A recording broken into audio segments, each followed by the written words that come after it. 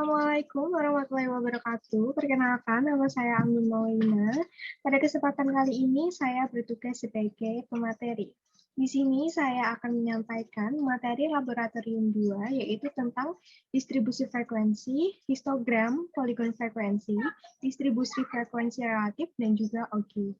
Nah, seperti yang kita tahu, ternyata distribusi frekuensi itu dikelompokkan menjadi beberapa bagian. Yang pertama ada array, yang kedua rentang, yang ketiga jumlah kelas, yang keempat interval kelas, yang kelima ada limit bawah dan juga limit atas, yang keenam ada batas bawah dan juga batas atas kelas, yang ketujuh adalah titik tengah kelas. Nah, lebih lanjutnya kita jabarkan terlebih dahulu apa sih itu distribusi frekuensi. Nah, jadi distribusi frekuensi merupakan metode pengolahan data dengan proses penyaluran data mentah ke dalam sebuah data khusus dengan pengelompokan ke dalam beberapa subbagian variabel. Distribusi frekuensi merupakan penyusunan suatu data dimulai dari data yang terkecil sampai yang terbesar dan membaginya ke dalam beberapa kelas atau disusun berdasarkan kelompok-kelompok atau kategori tertentu. Nah, kemudian untuk bagian-bagian dari distribusi frekuensi sendiri, yang pertama ada array, yaitu pengurutan data dari yang terkecil sampai yang terbesar. Kemudian ada rentang, yaitu selisih antara data yang terbesar dengan data yang terkecil. Kemudian ada jumlah kelas, yaitu banyaknya kelas yang akan kita tentukan nantinya. Kemudian ada interval kelas, yaitu banyaknya kelompok angka dalam satu kelas. Kemudian ada limit bawah dan juga limit atas. Nah, teman-teman di sini kan ada tabel frekuensi, ada data dan juga frekuensi. Jadi yang dimaksud dengan limit bawah itu adalah bagian ini ya. 58, 63, 68, 73, 78 itu merupakan limit bawah. Nah, kemudian limit atas. Nah, limit atas itu bagiannya sebelah sini. Nah, ini dinamakan oleh limit atas 62, 67, 72, 77 dan seterusnya sampai 102 itu merupakan limit atas. Kemudian untuk tepi bawah itu cara mencarinya adalah limit bawah dikurangi dengan 0,5. Kemudian untuk tepi atas yaitu limit atas ditambah dengan 0,5. Kemudian untuk titik tengah kelas itu rumus yang kita gunakan untuk mencarinya yaitu limit bawah ditambah dengan limit atas kemudian dibagi dengan 2. Assalamualaikum warahmatullahi wabarakatuh. Perkenalkan, nama saya Fitraihan Sunarko. Di sini saya akan memaparkan materi mengenai histogram dan poligon. Penyajian yang paling sederhana dari distribusi frekuensi adalah apa yang disebut sebagai histogram. Histogram memiliki tampilan data menggunakan grafik batang dengan ketentuan tertentu. Hal ini sesuai dengan pendapat Ayunda Sriwahyuningrum pada tahun 2012 yang menyatakan bahwa histogram merupakan grafik batang dari distribusi frekuensi. Histogram adalah diagram kotak yang lebarnya menunjukkan interval kelas, sedangkan batas-batas tepi kotak merupakan tepi bawah dan tepi atas kelas, dan tingginya menunjukkan frekuensi pada kelas tersebut.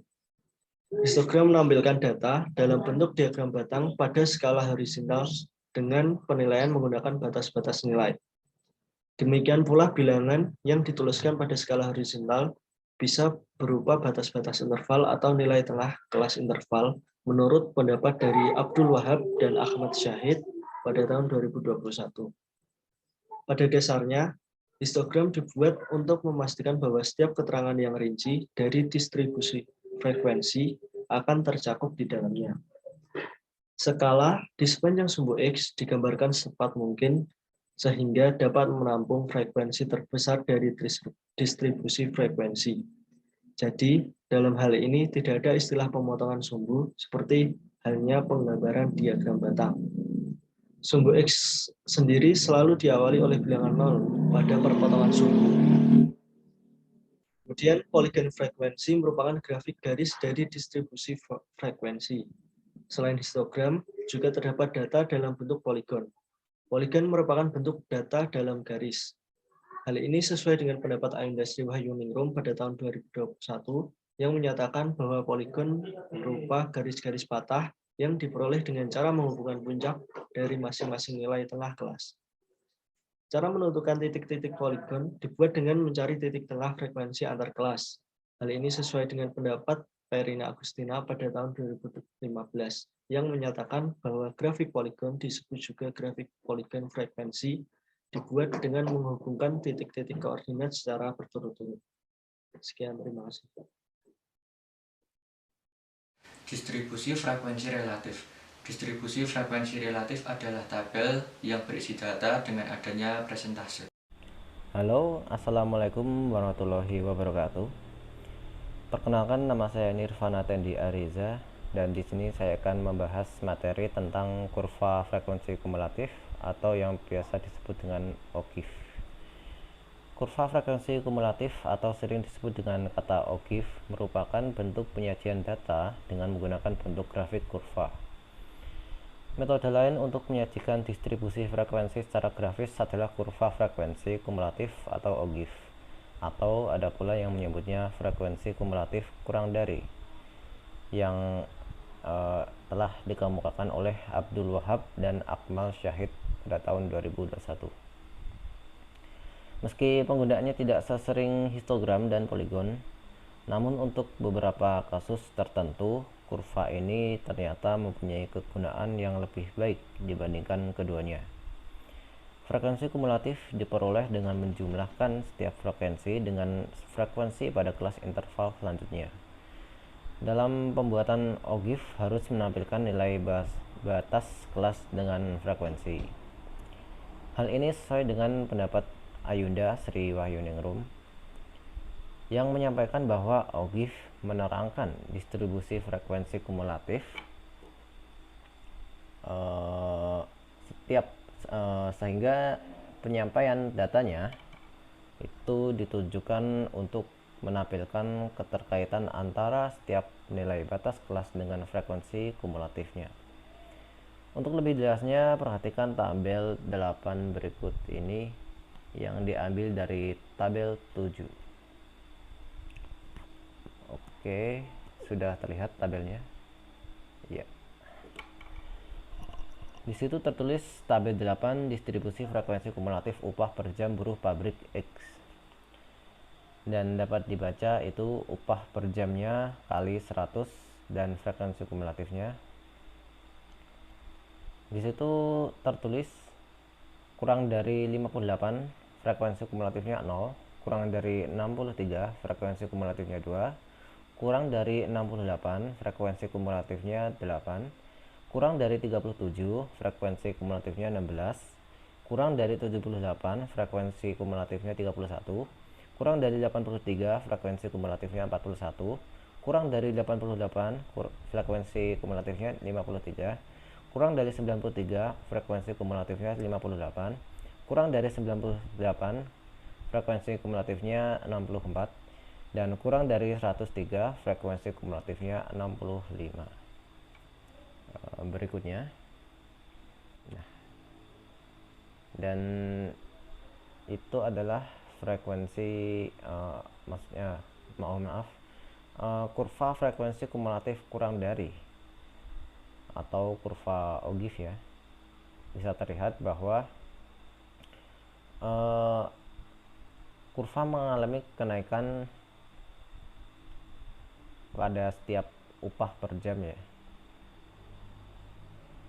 mulai dari 58 sampai 103 itu selalu menaiki selalu terjadi peningkatan, dapat dilihat tersebut.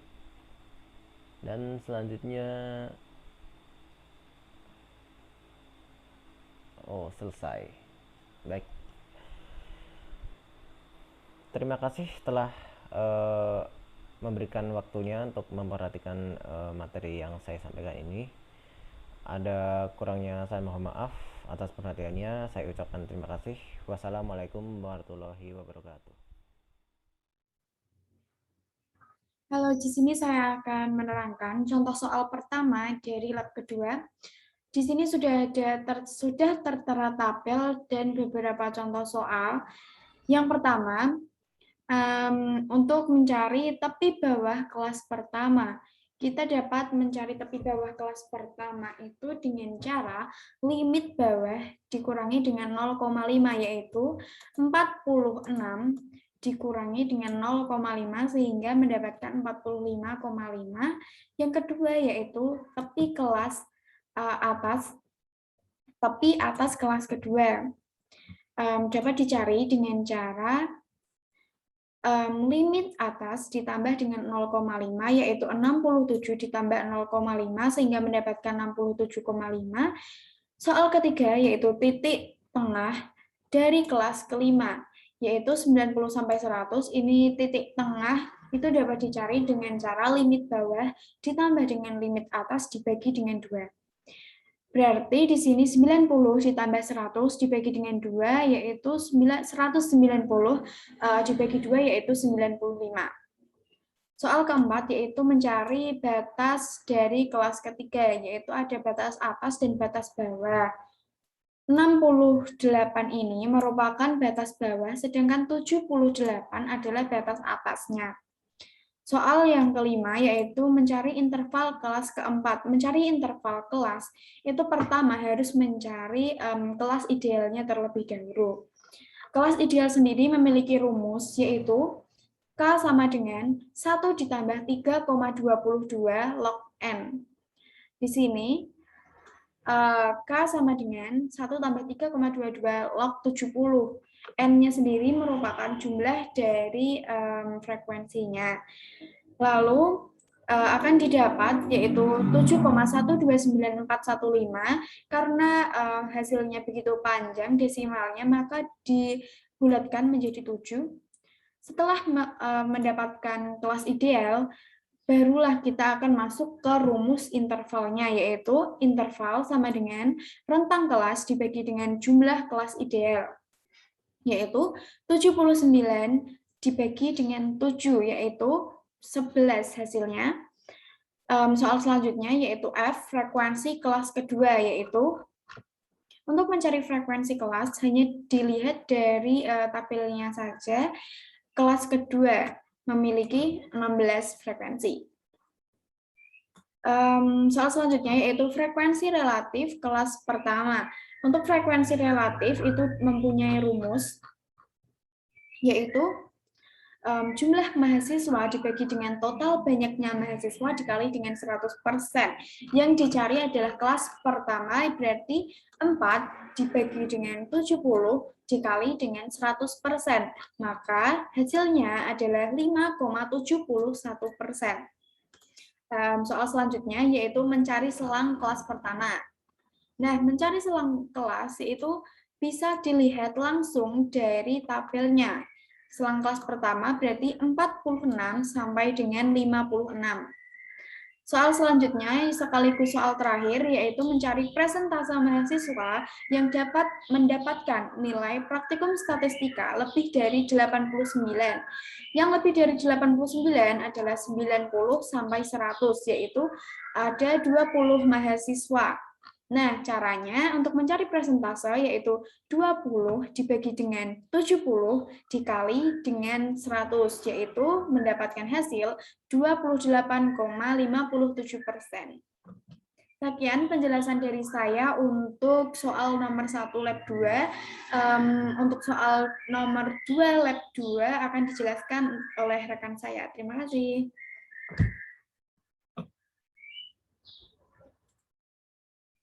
Halo semuanya, saya Nurhalisa dengan NIM 094 ingin menjelaskan contoh soal nomor 2, yaitu perhatikan data bobot badan kerbau yang sudah ditata dalam bentuk tabel distribusi frekuensi sebagai berikut. Ini adalah tabel distribusi dari bobot badan kerbau dalam kilogram. Yang pertama yaitu 200 sampai 205 kg itu frekuensinya 2, terus 206 sampai 211 itu frekuensinya 10, 212 sampai 217 itu frekuensinya 8, 218 sampai 223 itu frekuensinya 4, dan 224 sampai 229 itu frekuensinya 10. Lanjut 230 sampai 235 itu frekuensinya 6. Jadi total dari keseluruhan frekuensi yaitu 40. Dan soalnya yaitu buatlah histogram dari tabel di atas. Jadi tinggal memasukkan tabel ini dan dijadikan ke histogram saja. Seperti ini, warna biru tua tepatnya. Ini frekuensinya 2, ini 2 kan. Ini frekuensinya, terus ini keterangannya itu 200 sampai 205 kg. Terus yang ini yang oranye frekuensinya 10, ini 10. Terus dengan ditandai warna oranye yaitu keterangannya 206 sampai 211 kg. Terus yang ini abu-abu itu jumlah frekuensi 8 dan ini dikasih keterangan 212 sampai 217. Lanjut ini kuning, ini di frekuensi 4, untuk keterangan 218 sampai 223, biru muda, dengan keterangan 224 sampai 229 dengan frekuensi 10. Lanjut yang terakhir yaitu yang warna hijau, terus ini dengan frekuensi 6 dengan keterangan 230 sampai 235. Lanjut soal berikut.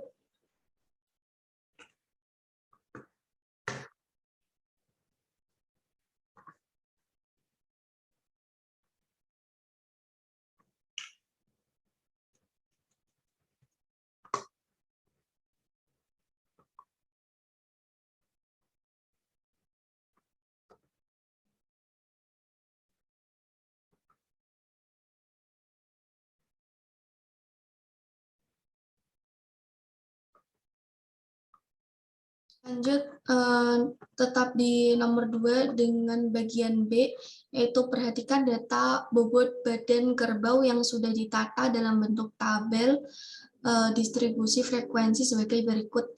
Yang ini tadi kan sudah disebutkan, terus ini poligon frekuensi, bentuknya poligon itu seperti garis, seperti ini. Ini keterangannya 2, terus yang ini bobot ini 206 sampai 211, di sini keterangannya 10. Terus dengan ini bobot 212 sampai 217 dengan keterangan itu frekuensinya 8. Terus ini bobot 218 sampai 223 itu keterangannya frekuensinya 4. Lanjut ini bobot 224 sampai 229 dengan keterangan frekuensi itu 10.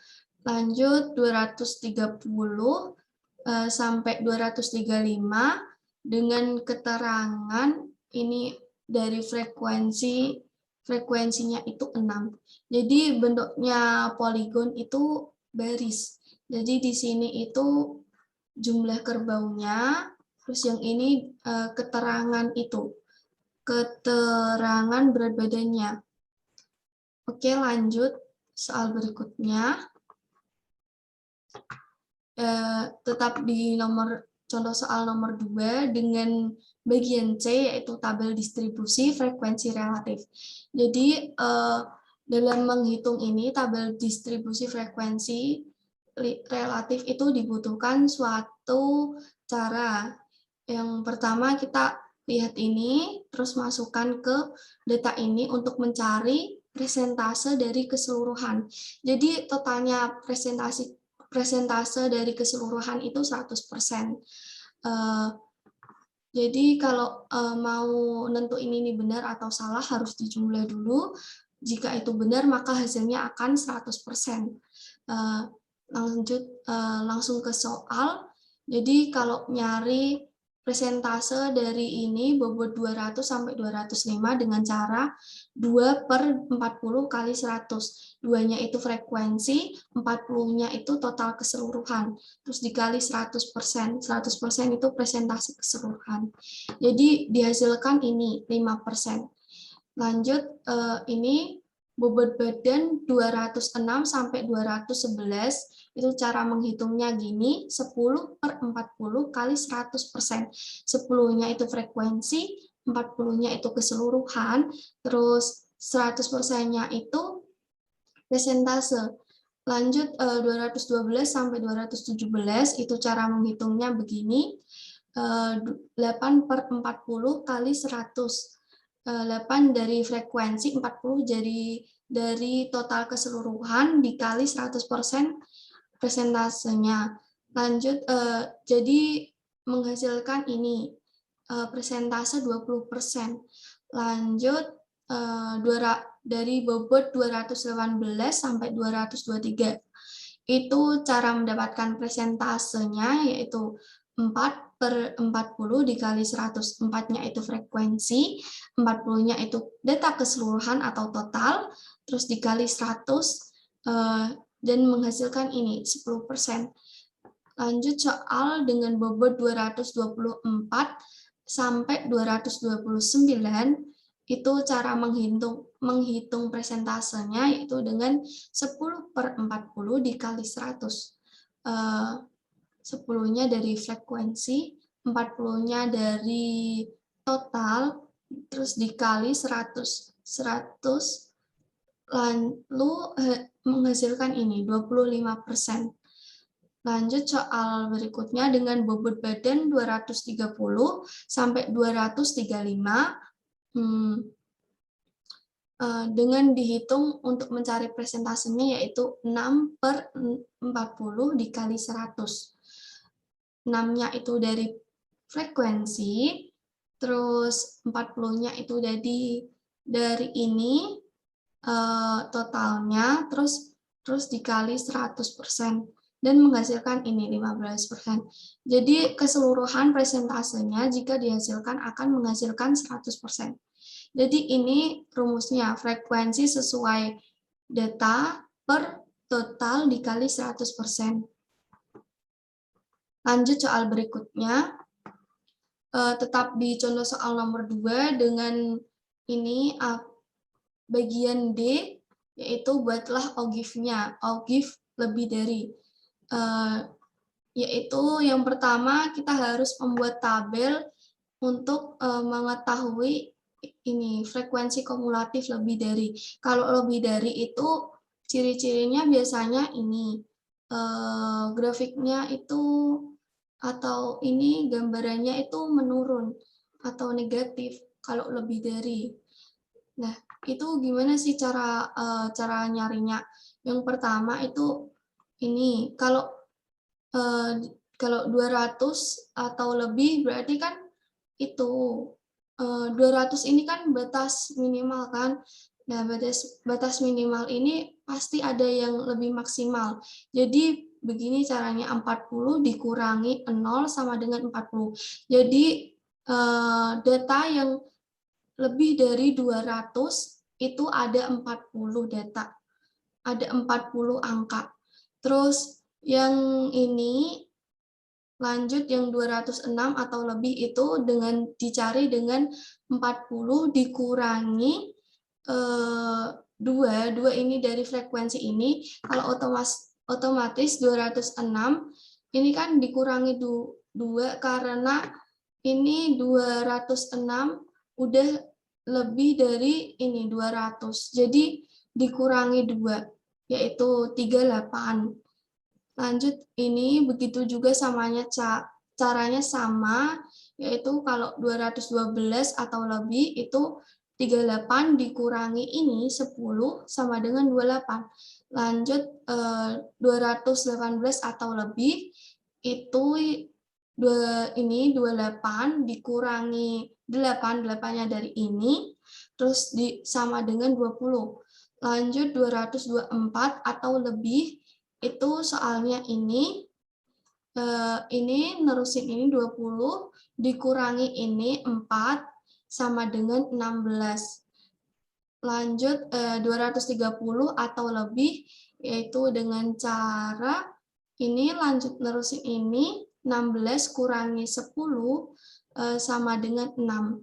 Jadi datanya akan menurun seperti ini. Biasanya OGIF lebih dari itu, ciri-cirinya datanya menurun. Lanjut soal berikutnya. Oke, untuk nomor 2, bagian D, maaf jika ininya salah, soalnya belum diedit. Untuk ini, nomor 2, bagian D, ini OGIF-nya kurang dari. Jadi, kalau kurang dari itu biasanya begini, grafiknya itu naik, meningkat. Dengan ini bobot badannya kan 205, kurang dari 205 itu kan sedikit, cuma 2 saja toh. Jadi rumusnya begini, 2 plus 0 sama dengan 2. Terus kalau 206 itu yang kurang dari 206 berapa? Jadi kan cuma 2 ini. Jadi ini 2 plus 10 sama dengan 12. Nah, yang kedua yaitu kurang dari 212. Itu berapa sih kurang dari 217 itu? Kurang dari 217 itu ya ini 2, 10 sama 8. Jadi ini 12 tambah 8 sama dengan 20.